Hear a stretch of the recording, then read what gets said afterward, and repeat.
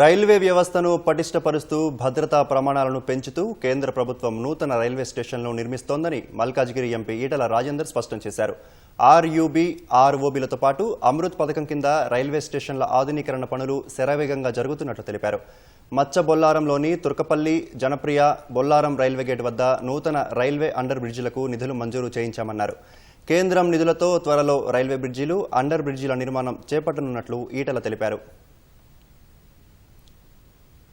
రైల్వేల కింద కొన్ని వేల కోట్ల రూపాయలు పెట్టి ఇవన్నీ చేస్తా ఉంది. జిహెచ్ఎంసీ పరిధిలోకి పాత నగరం, కొత్త నగరం అనేది లేకుండా రాష్ట్ర ప్రభుత్వం, కేంద్ర ప్రభుత్వం అనేటువంటి ఆ వ్యత్యాసం లేకుండా ఈ హైదరాబాద్ నగరంలో ఎన్నైతే రైల్వే సమస్యలు ఉన్నాయో ఆ సమస్యలు అన్నిటి మీద దృష్టి పెట్టి విదిన్ 2.5 years లోపల నేను చెప్పిన రైల్వే స్టేషన్లు కావచ్చు, రైల్వే ఓవర్ బ్రిడ్జెస్ కావచ్చు, రైల్వే అండర్ బ్రిడ్జెస్ కావచ్చు ప్లాన్ చేసి చేయబోతున్నామని చెప్పి ఈ సందర్భంగా మనం చేస్తున్నాం. మందులకు క్వాలిటీకి కానీ మందుల ధరలకు పెద్దన్న పాత్ర పోషించే ఐడిపిఐ దాన్ని కథం పట్టించిండ్రు. దాన్ని కొంత సౌత్ ఇండియాకు సప్లై చేసేటువంటి దానిగా దీన్ని వాడే ప్రయత్నం చేయండి.